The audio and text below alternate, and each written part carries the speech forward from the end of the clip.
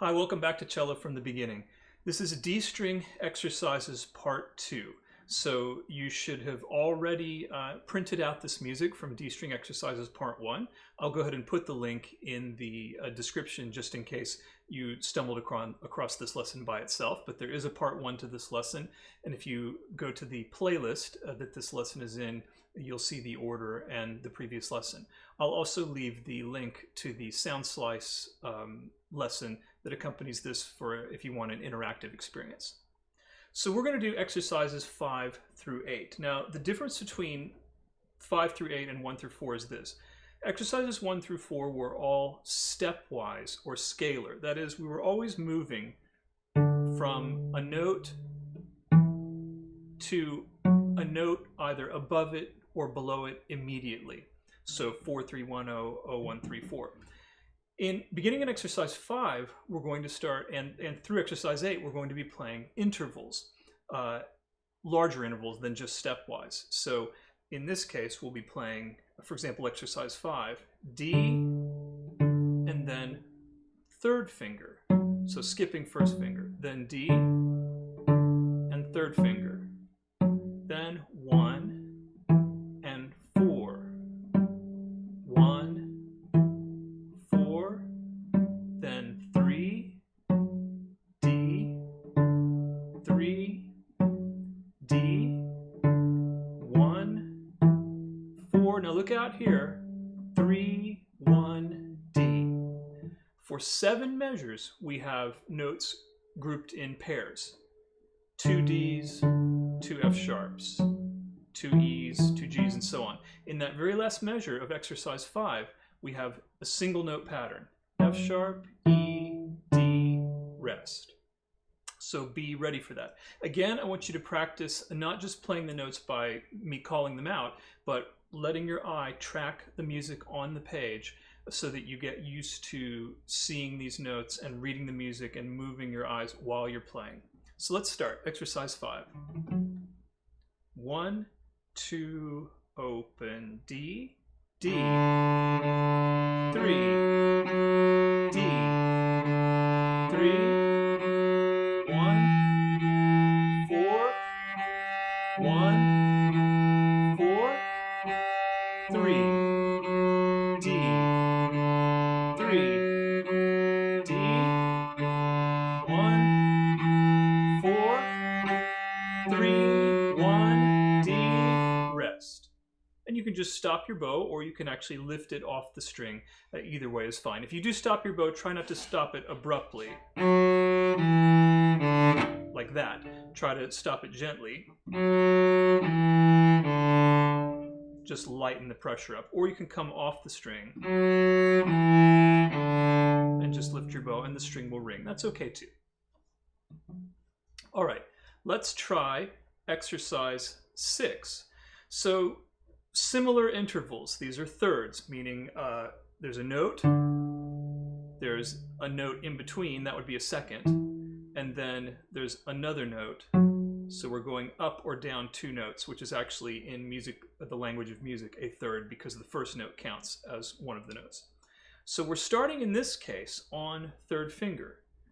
3, D, 4, 1, 4, 1, 3, D, 3, D, 4, 1. Now look out here.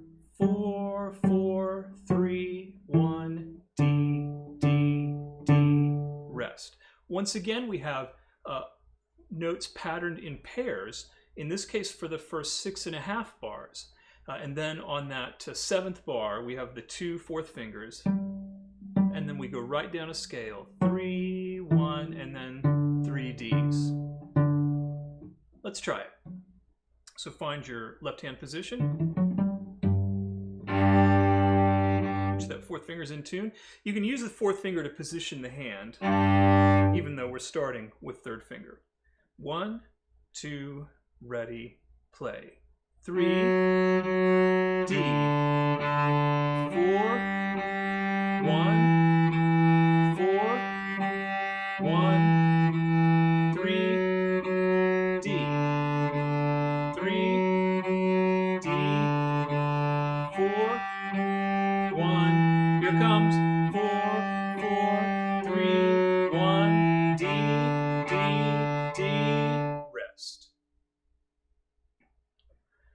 right, if you're ready, let's move on to exercise 7.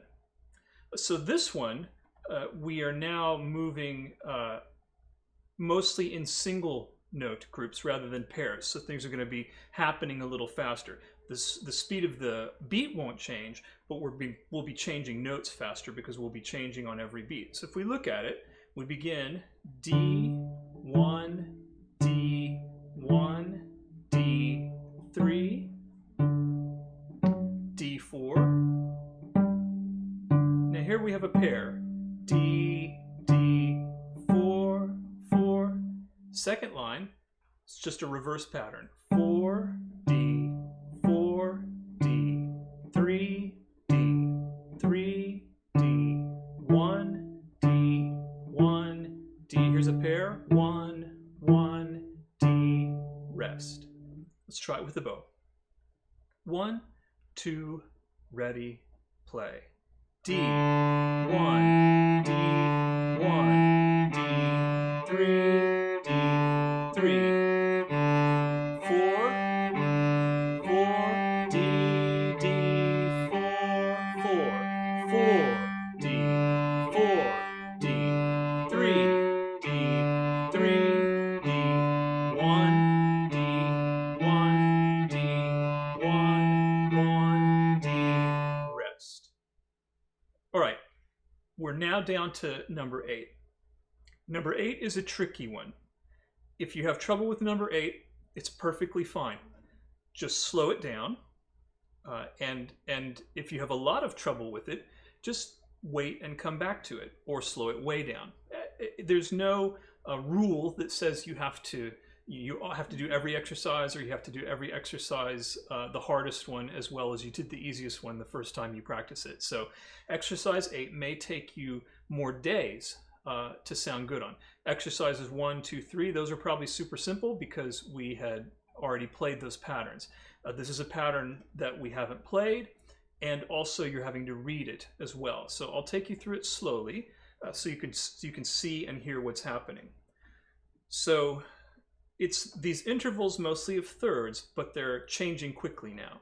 We begin with D, 3, 1, 4, 3, D, 4, 1, and D, 3, 1, 4, 3, 1, D. Another D. That's the first line. All right, let's take a look at the second line. Same patterns, but they're inverted. So instead of going from starting from low to high, we're starting high to low. So we start with fourth finger. Ready, and 4, 1, 3, D, 1, 4, D, 3, 4, 1, 3, D, D again, 1, D, and rest. Let's try it with the bow. You might need to take this in smaller groups. So this is just a practice tip as we get into harder and harder exercises and harder music. You might not be able to play all the way through from the beginning to the very end, and that's okay. Sometimes we only have a one measure or even a couple of notes that are hard, and it's much more efficient and best to just isolate those if you're having one particular area that's a problem. Also, in an exercise like this, you might just want to learn 1 or 2 measures at a time. So maybe take the first 2 measures, practice those until you've kind of got them up to a good tempo and they feel comfortable. Then do measures 3 and 4, then put measures 1 through 4 together.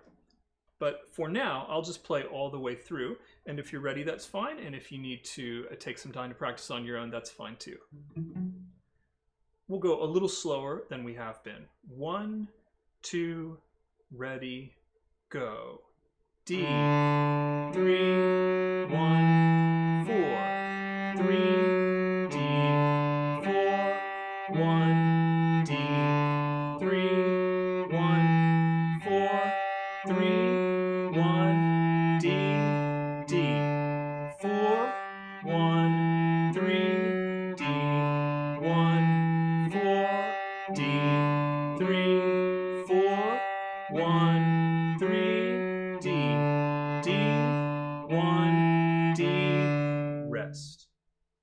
Okay, work on those till you're comfortable playing and especially comfortable reading them. And then you'll be ready for your next lesson, and I look forward to seeing you there.